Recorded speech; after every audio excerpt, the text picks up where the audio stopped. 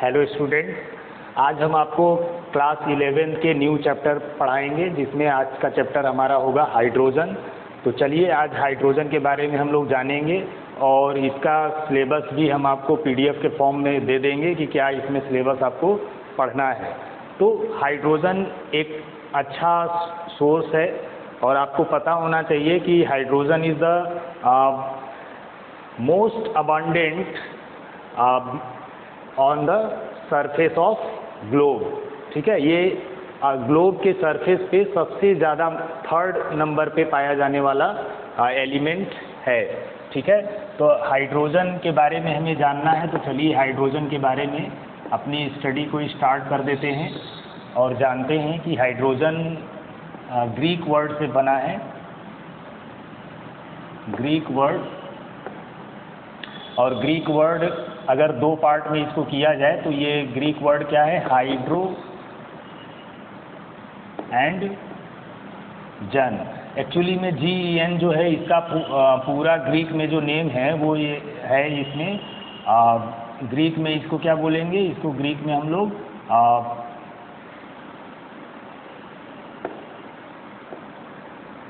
जीनास। ठीक है, हाइड्रो का मतलब होता है वाटर और जेन का मतलब होता है प्रोड्यूसर। तो इस तरह प्रोड्यूसर या इसको आप मेकर भी कर सकते हैं। ठीक है, तो वाटर मेकर या वाटर प्रोड्यूसर है हाइड्रोजन। ठीक है, हाइड्रोजन और ऑक्सीजन जब आपस में मिलते हैं तो क्या बनाते हैं, वाटर बनाते हैं। और कैवेंडिश एक साइंटिस्ट थे, उन्होंने ये प्रिपेयर्ड किया था। ठीक है, तो इस तरह हाइड्रोजन क्या है, वाटर प्रोड्यूसर है, वाटर को प्रोड्यूस करता है। थोड़ा एक्स्ट्रा चीज़ें इसके बारे में हम लोग जान लें। ये 3rd most abundant on the surface of globe. ठीक है, ग्लोब के सरफेस पे ये 3rd नंबर में सबसे ज़्यादा अमाउंट में, ठीक है, पाया जाने वाला एलिमेंट है।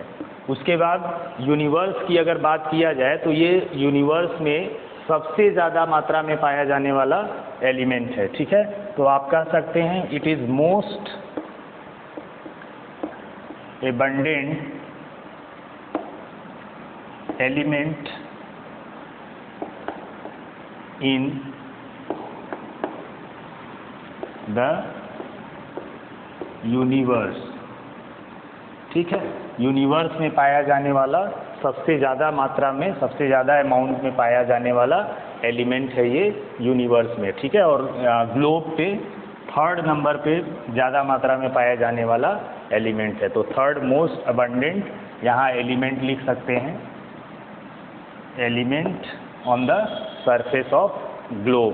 ठीक है, हाइड्रोजन एक फ्यूचर फ्यूल के रूप में है। आप जानते हैं कि हाइड्रोजन जो एटमॉस्फेयर में है वो आप सन ले लीजिए, सन में क्या है, वो गैस कॉम्बिनेशन है हाइड्रोजन का, और उसमें न्यूक्लियर एनर्जी होने से सन हमें इतनी ज़्यादा एनर्जी दे रहा है। उसी तरह जुपिटर में भी ये सभी जो कुछ प्लैनेट्स हैं वो हाइड्रोजन से बने हुए हैं और वहाँ पे हाइड्रोजन में न्यूक्लियर रिएक्शन हो रहा है, उसी के थ्रू वो हमें एनर्जी प्रोवाइड करा रहे हैं। तो इस तरह हाइड्रोजन जो है एक बहुत ही अच्छा फ्यूल के रूप में माना जाता है। आगे हम लोग इसके अकरेंस में डिस्कस भी करेंगे। तो ये आपको यहाँ से ये आइडिया हो गया कि हाइड्रोजन 3rd मोस्ट ज़्यादा मात्रा में पाया जाने वाला, ग्लोब के सरफेस पे पाया जाने वाला एलिमेंट है और पूरे यूनिवर्स में ये सबसे ज़्यादा मात्रा में पाया जाने वाला एलिमेंट है। ठीक है, तो इसको हम लोग it considered as a future fuel. ठीक है, इसको फ्यूचर फ्यूल के रूप में माना जाता है। आने वाले फ्यूचर में इसको एज अ फ्यूल यूज़ किया जाता है। आप देख रहे हैं कि जितने भी रिसर्च हो रहे हैं स्पेस में, या बहुत सारे कंट्री जो है वो उस पर मार्स पे पहुंच रहे हैं या आपके मून पे पहुंच रहे हैं, तो मून के सरफेस पे हाइड्रोजन पाया गया है वहाँ पे, और जो कंट्री वहाँ पे रिसर्च करके वहाँ सक्सेसफुल होगा और वहाँ से हाइड्रोजन अगर ले आएगा तो उसकी जो एनर्जी से रिलेटेड रिक्वायरमेंट है उसको आसानी से वो फ्यूल फुलफ़िल कर सकता है, क्योंकि ये एक फ्यूचर फ्यूल के रूप में बहुत ज़्यादा मात्रा में यूज किया जाने वाला फ्यूल है। ठीक, उसी तरह अगर हाइड्रोजन को देखा जाए तो हाइड्रोजन में एक ऐसा एलिमेंट है पूरे पीरियोडिक टेबल में जिसमें एक भी न्यूट्रॉन नहीं होता है। ठीक है, तो hydrogen is only element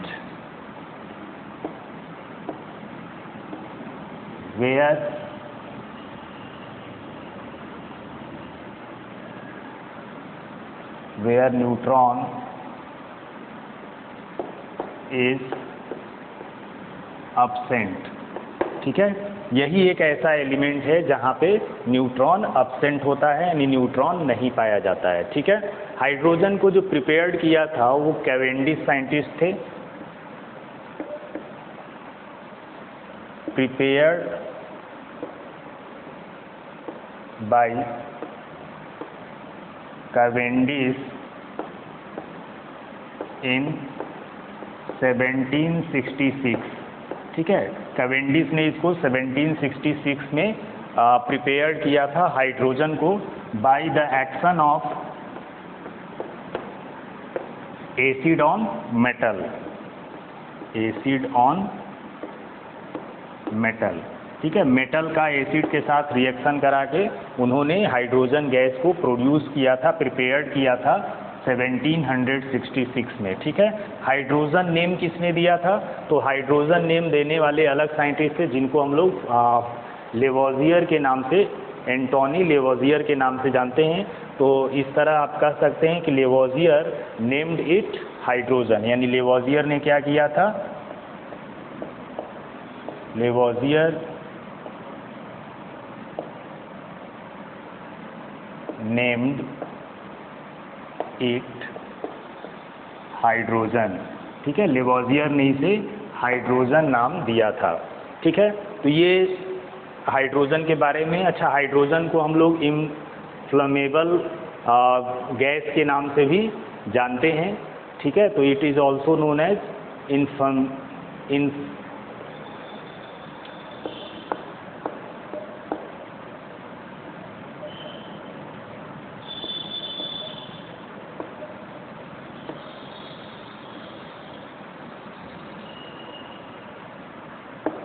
air.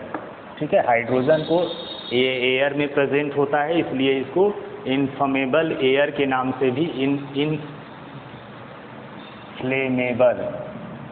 यहाँ LA रहेगा। ठीक है, इनफ्लेमेबल एयर के नाम से भी इसको जाना जाता है हाइड्रोजन को। ठीक है, तो ये हाइड्रोजन के बारे में एक जनरल इंट्रोडक्शन है। हम लोग आगे हाइड्रोजन के अकरेंस के बारे में जानेंगे। अच्छा, यहाँ पे हमें ये भी जानना है कि हाइड्रोजन को उसके जो प्रॉपर्टी है उसके बेसिस पे उसको फर्स्ट ग्रुप में अल्कैली मेटल के साथ भी रखा गया है और 7th ग्रुप या आप 17 ग्रुप कह सकते हैं उसमें हैलोजन के साथ भी इसको रखा गया है। तो इस तरह इसकी एक फिक्स पोजीशन नहीं है, उसमें रिजेम्बलेंस होता है इसकी प्रॉपर्टी में। तो वो हमें स्टडी करना है पीरियोडिक टेबल में हाइड्रोजन की पोजीशन के बारे में। ठीक है, तो इस तरह हाइड्रोजन हमारे लिए बहुत ही इम्पॉर्टेंट है और हाइड्रोजन ही वाटर बनाने में अपना रोल प्ले करता है और हाइड्रोजन एक फ्यूचर फ्यूल के रूप में पाया जाता है। ठीक है, पूरे यूनिवर्स में ये सबसे ज़्यादा अमाउंट में, सबसे ज़्यादा मात्रा में पाया जाने वाला एलिमेंट है। और अगर हम ग्लोब की बात करें तो ग्लोब पे ये 3rd नंबर में पाया जाने वाला एलिमेंट है। ग्लोब का मतलब on the surface of earth. ठीक है, तो ये 3rd मात्रा अमाउंट में पाया जाने वाला एलिमेंट है। लेवोजियर ने हाइड्रोजन नेम दिया था और कैवेंडिश ने इसे प्रिपेयर्ड किया था पहली बार मेटल का एसिड के साथ रिएक्शन करवा के। ठीक है, तो हाइड्रोजन का मतलब क्या होता है? वाटर प्रोड्यूसर, यानी हाइड्रोजन वो होता है जो वाटर को प्रोड्यूस करता है। तो अभी हमने आपको बताया कि जो हाइड्रोजन की प्रॉपर्टी है, उसकी पीरियोडिसिटी है पीरियोडिक टेबल के अंदर, उसमें थोड़ा एनॉमलस बिहेवियर देखने को मिलता है। तो चलिए हम लोग डिस्कस कर लेते हैं कि उसका एनॉमलस बिहेवियर किस तरह से पीरियोडिक टेबल में दिखाई देता है। यानी हाइड्रोजन को एल्कैली मेटल के साथ भी रखा गया है और हैलोजन एलिमेंट के साथ भी रखा गया है। तो हम लोग यहाँ पे डिस्कस कर देते हैं resemblance with halogens, ठीक है। हैलोजन के साथ हाइड्रोजन की कैसी प्रॉपर्टी देखने को मिलती है। फर्स्ट प्रॉपर्टी हो गया इलेक्ट्रॉनिक कन्फिग्रेशन, ठीक है, इलेक्ट्रॉनिक कन्फिग्रेशन। तो इस प्रॉपर्टी में आपको देखने को मिलता है कि हाइड्रोजन के पास 1 इलेक्ट्रॉन है और इसके आउटर मोस्ट सेल में भी 1 इलेक्ट्रॉन होगा। तो हाइड्रोजन को अगर हीलियम की तरह बनना है तो हाइड्रोजन हीलियम के वैलेंस सेल में कितने इलेक्ट्रॉन है? 2 इलेक्ट्रॉन। तो इस तरह हाइड्रोजन 1 इलेक्ट्रॉन गेन करेगा और हीलियम की तरह बन जाएगा। उसी तरह अगर मान लीजिए यहाँ पे हम हैलोजन की बात करें तो हैलोजन में क्लोरीन हम लेते हैं यहाँ पे, और क्लोरीन का जब इलेक्ट्रॉनिक कन्फिग्रेशन करते हैं तो 287 होगा, और क्लोरीन को जब अपने नियर इनर्ट गैस की तरह बनना होगा तो वो इनर्ट गैस नियर वाला उसका कौन सा है? आर्गन है, जिसका एटॉमिक नंबर होता है 18, और ये इसको भी 1 इलेक्ट्रॉन लेना पड़ेगा। तो देखिए वैलेंस सेल में इसमें 7 इलेक्ट्रॉन दिख रहा है क्लोरीन के।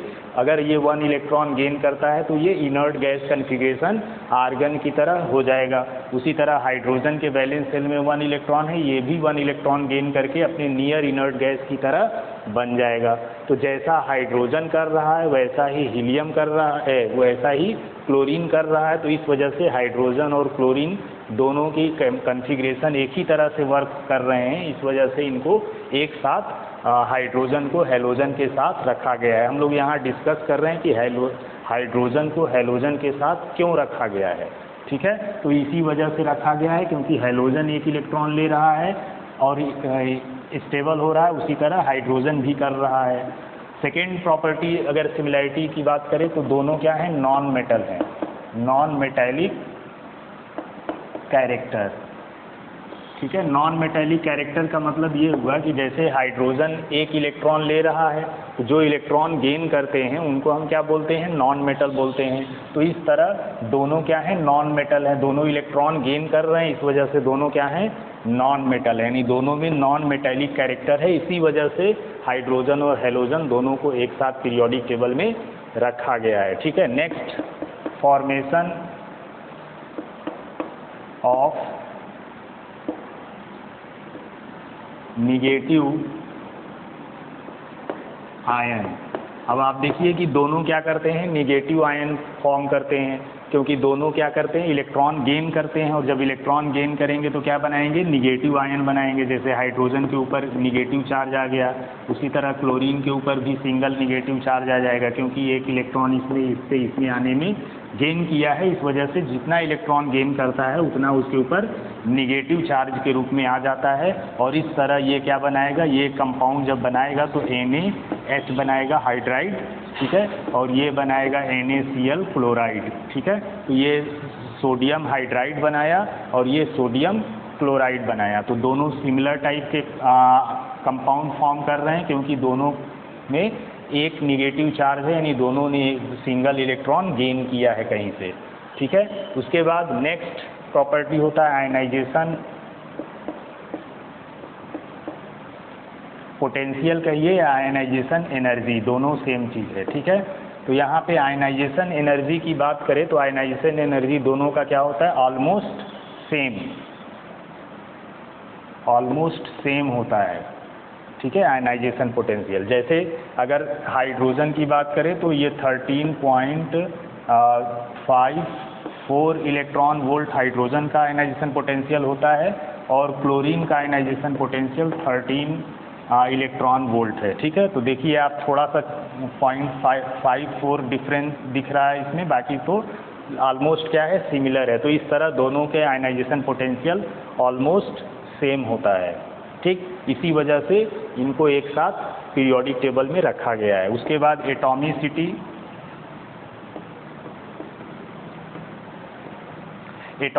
की बात करें तो हाइड्रोजन क्या है? ये हाइड्रोजन भी डाई एटॉमिक है, ठीक है। डाई एटॉमिक हैं दोनों, यानी 2 एटम से मिलके बने हैं और कोवैलेंट बॉन्ड इनके बीच में पाया जाएगा, ठीक है। ये हाइड्रोजन डाई एटॉमिक है, जिसको हम लोग H2 इस तरह लिखते हैं, और उसी तरह हैलोजन भी क्या है? डाई एटॉमिक है, उसके बीच में कोवैलेंट बॉन्ड पाया जाता है, यानी इसको हम Cl2 के रूप में लिखते हैं। ठीक है, तो एटॉमिसिटी क्या है इसकी 2, यानी हाइड्रोजन की भी एटॉमिसिटी और क्लोरीन की एटॉमिसिटी दोनों की 2 है। ठीक है, ये इसको बोलते हैं एटॉमिसिटी। ठीक है, नंबर ऑफ एटम्स किसी मॉलिक्यूल में जो लगे होते हैं उसको एटॉमिसिटी बोला जाता है। तो हाइड्रोजन और हेलोजन दोनों की एटॉमिसिटी क्या है, यहाँ सिमिलर है। एक प्रॉपर्टी और डिस्कस कर लेते हैं 6 number, formation of similar type of compound. ठीक, तो हाइड्रोजन और हेलोजन दोनों एक ही तरह के कंपाउंड बनाते हैं। जैसे हाइड्रोजन कार्बन के साथ रिएक्ट करके CH4 बना लिया और सिलिकॉन के साथ रिएक्ट करके SiH4 बना लिया, जर्मेनियम के साथ रिएक्ट करके GeH4 बना लिया। ठीक है, तो ये हाइड्रोजन कार्बन सिलिकॉन और जर्मेनियम के साथ रिएक्ट करके इस टाइप का कंपाउंड बना रहा है। उसी तरह हेलोजन भी कार्बन सिलिकॉन और जर्मेनियम से के साथ रिएक्ट करके उसी सिमिलर टाइप का कंपाउंड फॉर्म कर लेता है। ठीक है, तो दोनों एक ही तरह के कंपाउंड बना रहे हैं। इस वजह से इन देख रहे हैं आप कि यहाँ कार्बन हाइड्रोजन के साथ रिएक्ट करके इस तरह कंपाउंड बनाया, उसी तरह यहाँ हेलोजन कार्बन के साथ रिएक्ट करके बना लिया, उसी तरह यहाँ हाइड्रोजन सिलिकॉन के साथ जैसा बनाया वैसा ही हेलोजन सिलिकॉन के साथ भी बना रहा है। तो सिमिलर टाइप के कंपाउंड फॉर्म कर रहे हैं। इसी वजह से आप कह सकते हैं, इतनी सारी सिमिलैरिटी आपको देखने को मिल रही है, तो आप कह सकते हैं कि हाइड्रोजन को हेलोजन के साथ रखा जाना जस्टिफाइड है। ठीक है, यानी हाइड्रोजन को हम हेलोजन के साथ रख सकते हैं, इसी वजह से हाइड्रोजन हेलोजन के साथ रखा गया है। अब हम लोग देख लेते हैं नेक्स्ट प्रॉपर्टी उसका, रिजेम्बलेंस विथ एल्कैली मेटल्स, यानी हाइड्रोजन को एल्कैली मेटल के साथ क्यों रखा गया है, इसका भी हम लोग रीज़न देख लेते हैं यहाँ पे। तो फर्स्ट इसमें हम लोग इलेक्ट्रॉनिक कन्फिग्रेशन के बारे में ही डिस्कस करेंगे। इलेक्ट्रॉनिक कन्फिग्रेशन, अब इलेक्ट्रॉनिक कन्फिग्रेशन देखा जाए तो हाइड्रोजन का इलेक्ट्रॉनिक कन्फिग्रेशन क्या होगा, हाइड्रोजन के पास 1 इलेक्ट्रॉन है तो इसका कन्फिग्रेशन तो 1 होगा। उसी तरह सोडियम के पास 11 इलेक्ट्रॉन है, 2, 8 और 1 होगा। ठीक है, sodium, lithium, sodium, potassium, rubidium, caesium, ये सब क्या हैं, एल्कैली मेटल्स में आते हैं। तो इस तरह हाइड्रोजन के वैलेंस सेल में 1 इलेक्ट्रॉन है, उसी तरह एल्कैली मेटल्स के वैलेंस सेल में भी सिंगल इलेक्ट्रॉन है। ठीक है, तो इस तरह यहाँ से ये क्लियर हो रहा है कि हाइड्रोजन और हेलोजन को एक साथ रखा जा सकता है। ठीक है, सेकेंड डिफरेंस अगर देखा जाए कि क्यों दोनों को साथ में रखा गया है, तो वो है नॉन मेटैलिक कैरेक्टर। ठीक है, नॉन मेटैलिक कैरेक्टर। अब आप देखेंगे यहाँ पे तो हाइड्रोजन क्या है, हाइड्रोजन एक नॉन मेटल की तरह भी बिहेव करता है। अब यहाँ पे आपको देखने को मिल रहा है कि हाइड्रोजन के पास सिंगल इलेक्ट्रॉन है यहाँ, और सोडियम के पास भी सिंगल इलेक्ट्रॉन है। तो जैसे ये सोडियम अपना एक इलेक्ट्रॉन लूज करके अपने आप को स्टेबल कर लेता है, इसका कन्फिग्रेशन 2, 8 हो जाता है, उसी तरह हाइड्रोजन भी अपना सिंगल इलेक्ट्रॉन लूज करके अपने आप को स्टेबल कर सकता है। ठीक है, अब होगा नहीं होगा, लेकिन ऐसा इनकी तरह इसके पास 1 इलेक्ट्रॉन है तो इसके पास भी 1 है, तो ये भी उन्हीं की तरह करना चाहेगा। तो जो इलेक्ट्रॉन लेगा उसको हम क्या कहेंगे, हम लोग मेटल के नाम से जानते हैं। जो इलेक्ट्रॉन देता है, जो इलेक्ट्रॉन देता है उसको मेटल कहते हैं, और जो इलेक्ट्रॉन लेता है उसको नॉन मेटल कहा जाता है। ठीक है, तो हाइड्रोजन बेसिकली क्या है, ये नॉन मेटल देखने को मिलता है नेचर में। अभी अपना ये 0 इलेक्ट्रॉन नहीं करता है, यानी अपना इलेक्ट्रॉन पूरा निकाल देगा तो इसके पास 0 इलेक्ट्रॉन बचेगा। तो इस तरह का अभी तक हमारे पास कुछ कंपाउंड नहीं बने हैं जिसमें इसने पूरा इलेक्ट्रॉन निकालेगा। तो यहाँ पे हाइड्रोजन को बेसिकली नॉन मेटल ही माना जाता है, लेकिन जो एल्कैली मेटल्स हैं, सोडियम को हम क्या मानेंगे, मेटल मानेंगे। तो इस तरह ये थोड़ा सा प्रॉपर्टी में चेंजेस देखने को मिलता है। अभी हम लोगों ने नॉन मेटेलिक प्रॉपर्टी को डिस्कस भी किया था हेलोजन के साथ। तो यहाँ पे अगर मेटल की तरह मेटल से एल्कैली मेटल के साथ डिस्कस किया जाए तो जैसा एल्कैली मेटल्स 1 इलेक्ट्रॉन डोनेट कर सकता है, वैसे ही हाइड्रोजन भी 1 इलेक्ट्रॉन डोनेट करने की क्षमता, कैपेसिटी रखता है। ठीक है, तो यहाँ हम इसको नॉन मेटल या मेटल भी कह सकते हैं, ठीक है। नॉन मेटल तो हेलोजन के प्रॉपर्टी से कंपेरिजन करने में पता चला। तो यहाँ पे अगर एल्कैली मेटल के साथ कहेंगे तो ये एल्कैली मेटल के साथ ये एक तरह से मेटेलिक प्रॉपर्टी शो करेगा जैसे वो कर रहे हैं, ठीक है। नेक्स्ट है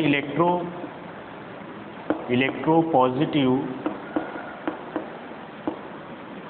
कैरेक्टर। इलेक्ट्रोपॉजिटिव कैरेक्टर, अब इलेक्ट्रोपॉजिटिव कैरेक्टर का मतलब ये हुआ कि हाइड्रोजन जैसे अपना सिंगल इलेक्ट्रॉन निकाल के एक पॉजिटिव चार्ज इसके ऊपर आ सकता है, क्योंकि ये इलेक्ट्रॉन अपना डोनेट कर देगा, और जब ये इलेक्ट्रॉन डोनेट करेगा तो फिर ये किसकी तरह बिहेव करेगा, मेटल की तरह बिहेव करेगा जब इलेक्ट्रॉन लूज करेगा, और जब यहाँ गेन करेगा तो ये नॉन मेटल की तरह बिहेव करेगा, ठीक है। तो यहाँ पे ये सिंगल इलेक्ट्रॉन निकाल सकता है जैसे एल्कैली मेटल्स अपना 1 इलेक्ट्रॉन निकालते हैं। आप जानते हैं कि जितने भी एलिमेंट्स हैं वो सभी इनर्ट गैसेस की तरह बनना चाहते हैं, जैसे helium, neon, argon, krypton, xenon, radon, इन सब के लास्ट सेल में क्या होता है, 8 इलेक्ट्रॉन होता है हीलियम को छोड़ के, ठीक है। तो जैसा इलेक्ट्रॉन इनके वैलेंस सेल में होता है वैसे ही दूसरे एलिमेंट भी करना चाहते हैं। तो सोडियम भी अपने नियर इनर्ट गैस नियॉन की तरह बनना चाहेगा, नियॉन के पास 2-8 कन्फिग्रेशन है उसका, ठीक है। तो सोडियम भी 2-8 करना चाहेगा, इसीलिए एक इलेक्ट्रॉन अपना डोनेट कर देता है और वो इलेक्ट्रोपॉजिटिव नेचर को शो करता है। उसी तरह हाइड्रोजन भी इलेक्ट्रोपॉजिटिव नेचर शो कर सकता है, ठीक है। नेक्स्ट है आयनाइजेशन एनर्जी। आयनाइजेशन एनर्जी जो है वो हाइड्रोजन का बहुत ज़्यादा होता है, हाइड्रोजन का लार्ज आयनाइजेशन एनर्जी होता है और एज कंपेरिजन टू एल्कैली मेटल्स, ठीक है। एल्कैली मेटल से अगर कंपेयर किया जाए तो आयनाइजेशन एनर्जी हाइड्रोजन का क्या होता है, ज़्यादा होता है। तो हाइड्रोजन का कितना होता है ionization energy, ionization energy 1312 kilo joule पर मोल, ठीक है, इतना हाइड्रोजन का होता है। और एल्कैली मेटल की बात किया जाए तो एल्कैली मेटल में लिथियम का लिख रहे हैं 520 किलो जूल पर मोल, ठीक है। तो आप देख रहे हैं कि हाइड्रोजन का आयनाइजेशन एनर्जी क्या है, बहुत ज़्यादा है, और एल्कैली मेटल्स का आयनाइजेशन एनर्जी उसके रिस्पेक्ट में कम है, ठीक है। उसके बाद नेक्स्ट अगर हम 5th प्रॉपर्टी की बात करें तो ये क्या है, एटॉमिसिटी, ठीक है। एटॉमिसिटी देखा जाए तो हाइड्रोजन तो डाई एटॉमिक है, ये कैसा है, डाई एटॉमिक, इसीलिए इसको हम H2 के फॉर्म में इस तरह लिखते हैं, इसकी 2 एटॉमिसिटी होती है। लेकिन अगर एल्कैली मेटल्स की बात करें तो एल्कैली मेटल्स कैसा होता है, एल्कैली मेटल जैसे हम सोडियम की बात कर लें तो ये मोनो एटॉमिक होते हैं, मोनो एटॉमिक, और इसको हम इसी तरह लिखते हैं, इसमें इस सिंगल एटम से मिलके ये बने होते हैं। तो इस तरह से ये एल्कैली मेटल्स और हाइड्रोजन के बीच का कंपैरिजन था, और आप कह सकते हैं यहाँ से देखने के बाद कि हाइड्रोजन को एल्कैली मेटल्स के साथ रखा जाना भी ठीक है। तो इस तरह हाइड्रोजन को पीरियोडिक टेबल में 2 पोजीशन अलॉट किया गया है, एक फर्स्ट ग्रुप में एल्कैली मेटल के साथ और दूसरा सेकेंड ग्रुप में 17 ग्रुप में हैलोजन के साथ, ठीक है। अब ये अभी तक इसका कंट्रोवर्शियल पोजीशन चला आ रहा है, तो हमसे ये पूछा जाता है, इस वजह से हमने आपको ये बता दिया। अगर हम लोग हाइड्रोजन के अकरेंस की बात करें तो अभी हमने बताया था कि हाइड्रोजन जो है 3rd एलिमेंट है जो ग्लोब सरफेस पे पाया जाता है। ग्लोब के सरफेस पर सबसे ज़्यादा मात्रा में पाया जाने वाला 3rd एलिमेंट है, और पूरे यूनिवर्स में ये सबसे ज़्यादा मात्रा में पाया जाने वाला एलिमेंट है, ठीक है। तो अकरेंस, अगर अकरेंस की बात करें, अकरेंस का मतलब प्राप्ति कि कितना ये पाया जाता है, ठीक है, पूरे यूनिवर्स में। तो यूनिवर्स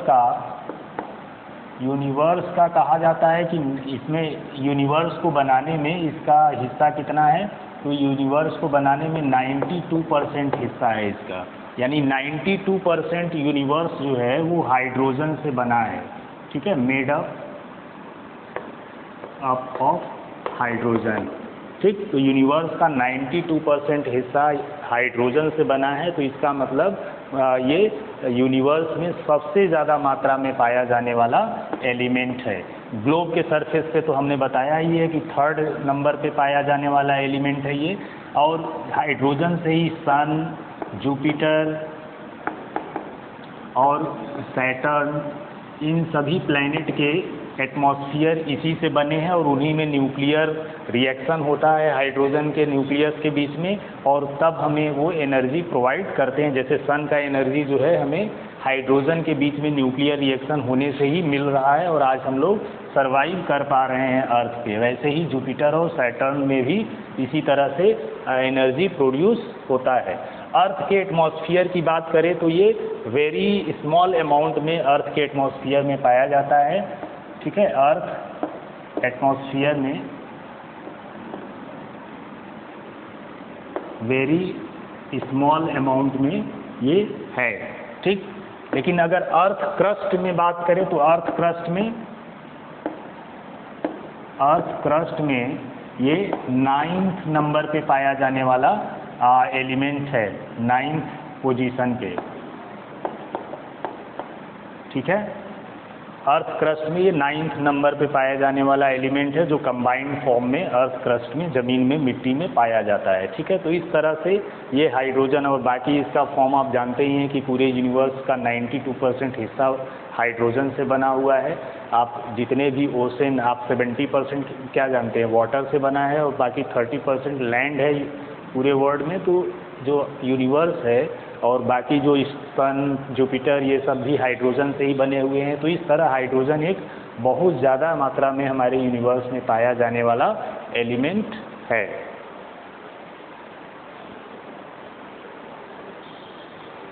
तो अब हम लोग देख लेते हैं हाइड्रोजन के आइसोटोप्स के बारे में डिस्कस कर लेते हैं कि कितने आइसोटोप्स होते हैं। आइसोटोप्स के बारे में आप लोग जानते हैं कि element which have same atomic number and different atomic mass. तो आइसोटोप्स का मतलब जिनका एटॉमिक नंबर सेम होता है और एटॉमिक मास डिफरेंट होता है, उनको हम लोग आइसोटोप्स के नाम से जानते हैं, ठीक है। तो हाइड्रोजन के कितने आइसोटोप्स हैं? 3 आइसोटोप्स हैं। कौन कौन से? प्रोटियम, जिसको हम लोग ऑर्डिनरी हाइड्रोजन भी कहते हैं, ऑर्डिनरी हाइड्रोजन। प्रोटियम को ऑर्डिनरी हाइड्रोजन के नाम से भी जाना जाता है। सेकेंड आइसोटोप्स है इसका ड्यूटेरियम, और ड्यूटेरियम को हैवी हाइड्रोजन के नाम से भी जाना जाता है। थर्ड है ट्राइटियम, ठीक। अब ये 3 आइसोटोप्स हैं हाइड्रोजन के। अब यहाँ पे हमें उनकी प्रॉपर्टी डिस्कस कर लेनी है, प्रॉपर्टी।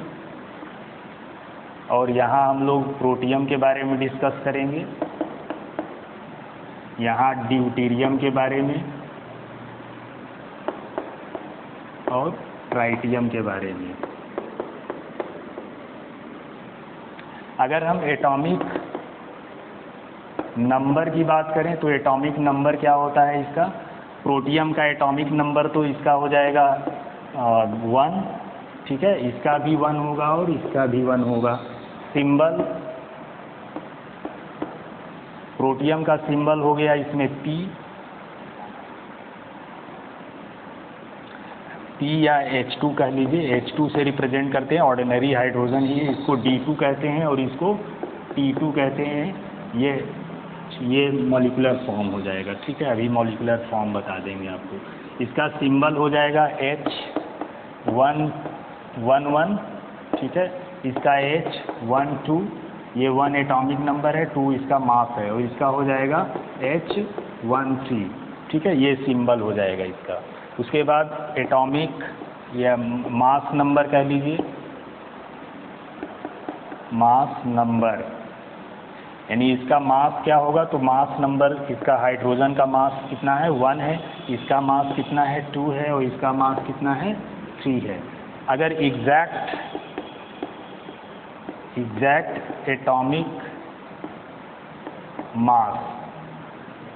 एटॉमिक मास जो हाइड्रोजन का होता, प्रोटियम का होगा 008 होगा, 1.008, और इसका होगा 2.014, और इसका होगा 3.016, ठीक है। एग्जैक्ट एटॉमिक मास है। मॉलिक्यूलर फॉर्म, यानी मॉलिक्यूल के फॉर्म में ये कैसे एग्जिस्ट करेंगे, तो मॉलिक्यूलर के फॉर्म इनका होगा H2, इनको लिखेंगे D2 और इनको लिखेंगे T2, ठीक है। उसके बाद नंबर ऑफ प्रोटॉन कितने होंगे इसमें, प्रोटॉन इसका 1 1 1, ठीक है। इलेक्ट्रॉन भी होगा 1 1 1।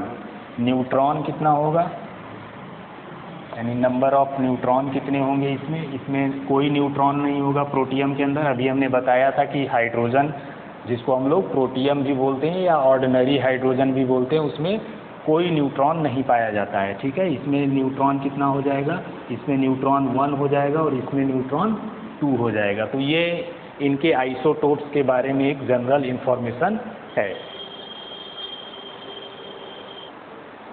चलिए कुछ स्पेशल हाइड्रोजन के बारे में डिस्कस कर लेते हैं। तो कुछ स्पेशल फॉर्म होते हैं, special form of hydrogen.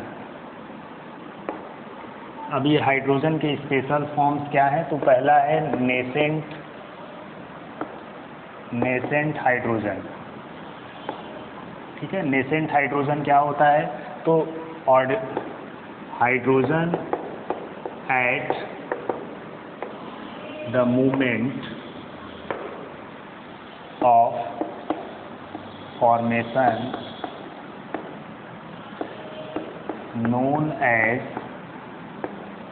Nascent hydrogen, ठीक है। तो जो हाइड्रोजन एट वंस एक मूवमेंट में फॉर्म होते हैं उनको हम लोग नेसेंट हाइड्रोजन कहते हैं। और ऐसे हाइड्रोजन जो है डीकलराइजेशन के लिए ज़्यादा इम्पोर्टेंस रोल प्ले करते हैं। जैसे अगर हम ऑर्डिनरी हाइड्रोजन की बात करें,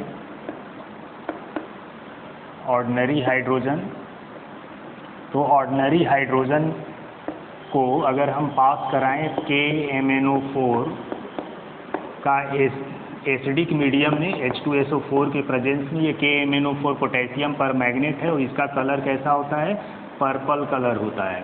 तो पोटेशियम परमैंगनेट का कलर पर्पल है और इसमें अगर हम डाई हाइड्रोजन या ऑर्डिनरी हाइड्रोजन को पास कराएं तो इसमें क्या होता है, नो चेंज इन कलर, यानी कलर में कोई चेंज नहीं होगा। इसका मतलब इधर कोई रिएक्शन नहीं होगा। लेकिन जैसे ही हम इसमें जिंक का पीस डाल दें, ठीक है, जिंक पीस डाल दें प्लस डाइल्यूट एसिड के प्रेजेंस में, H2SO4 के प्रेजेंस में, तो यहाँ पे एक हाइड्रोजन निकलेगा, लिबरेट होगा हाइड्रोजन,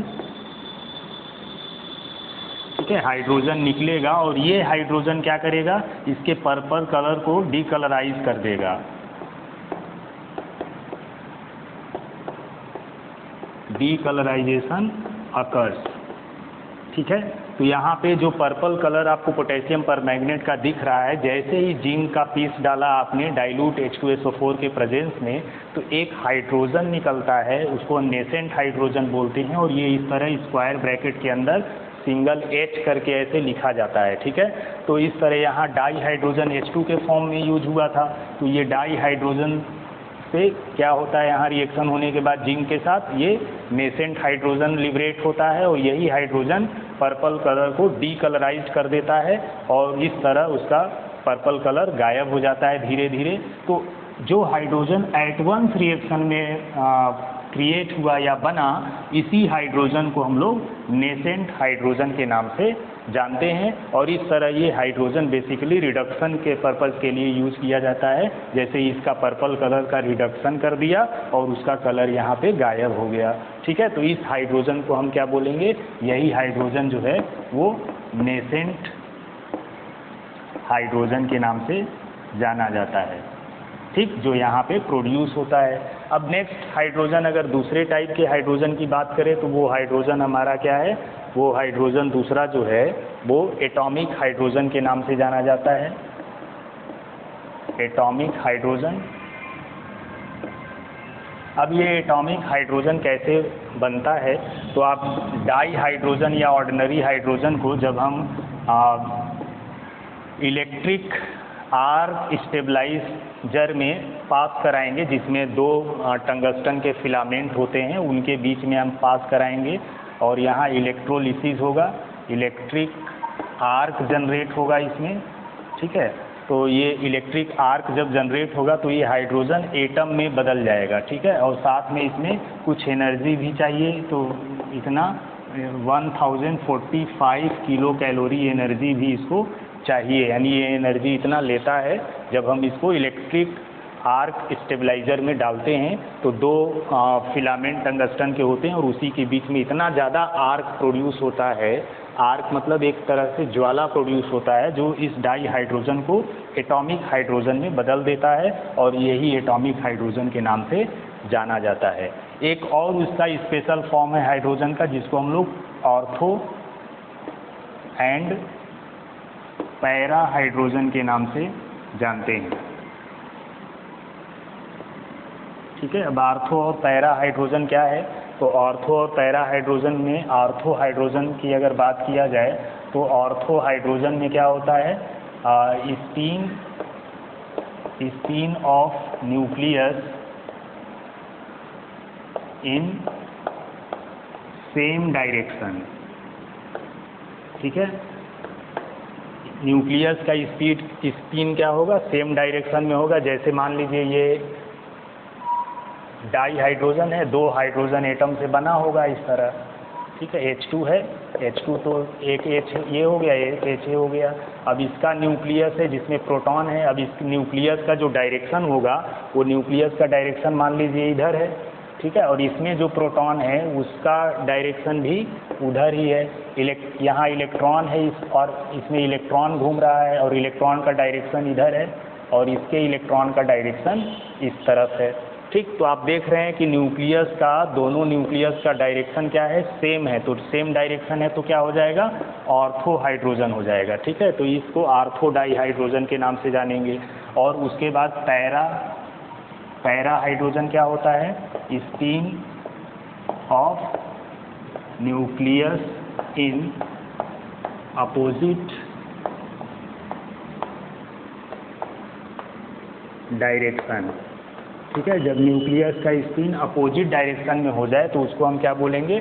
पैरा डाई हाइड्रोजन बोलेंगे। जैसे ये दो हाइड्रोजन एटम है, इसमें प्रोटॉन और इसमें भी प्रोटॉन है ये।